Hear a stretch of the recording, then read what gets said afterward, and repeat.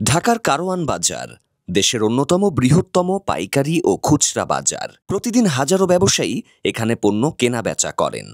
কিন্তু আশ্চর্যের বিষয় হলো, এই বাজারের এক জায়গায় দিনে 2 থেকে 3 বার পর্যন্ত ভাড়া হয়।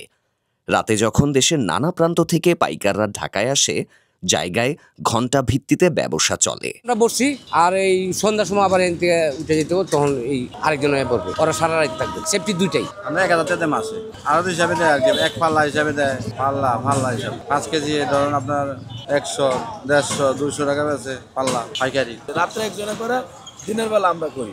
আর 10টার থেকে 9টা পর্যন্ত, তারপরে আবার ওই আড়তদাররা বস 2 পার্টি। এ সময় বাজারের জায়গায় এমন সংকট হয় যে প্রতি ইঞ্চি জায়গারও আলাদা দাম নির্ধারিত থাকে। স্থানীয় ব্যবসায়ীদের মতে, জায়গা সংকটই এই বহু শিফট ভাড়ার মূল কারণ। এ যেন 24 ঘন্টা জেগে থাকা একটা জীবন্ত বাজার, কারওয়ান বাজার।